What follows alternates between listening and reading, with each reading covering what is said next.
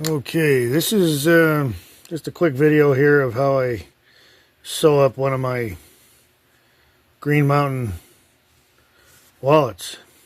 Okay, now this is a antique Singer Saddlemakers machine, 1913 I think, but she still works really good. So we're just gonna start by hopefully not hitting the camera again. And we'll get this started here. And down. Alright, here we go. Just a little bit of locking here. I've got her geared down real low so I can do real slow stitches.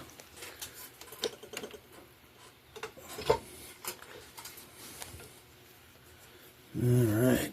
There we are. Alright, here we go.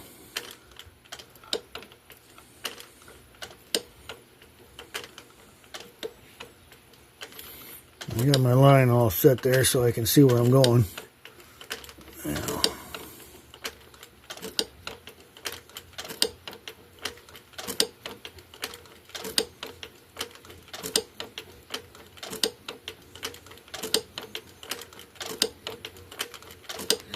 You gotta be careful when you come to the corners here so it doesn't go too far. I usually get close and then I just walk it in there by hand just in case I gotta split the difference like I do.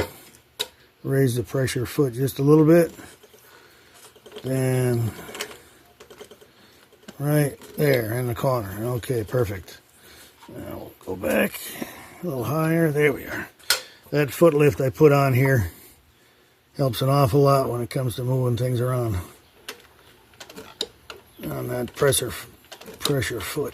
Okay, here we go.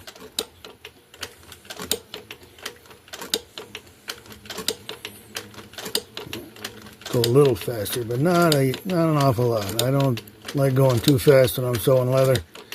Once that hole's put in the leather, that's the end of it right there. So I'm going to make sure I do everything the way I want it. There we go.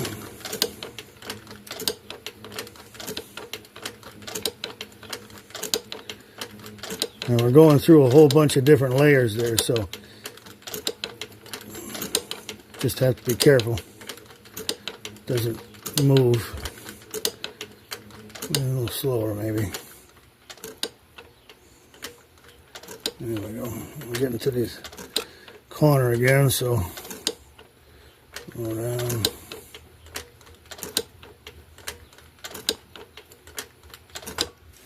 Okay. Maybe just a little bit back. There we are. Right in the corner again. Perfect. Okay, lift the pressure foot. Here we go.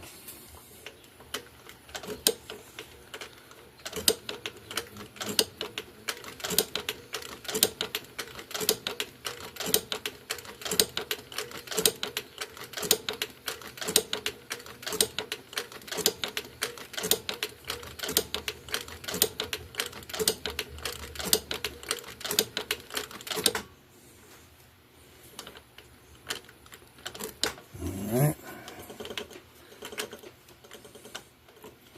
Yep, we'll be good on this last one here.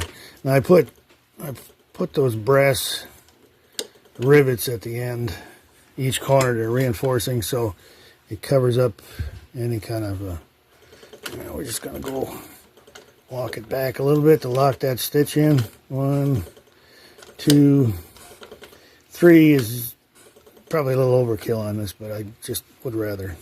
Hold on now. There we go. All right. Pull her out.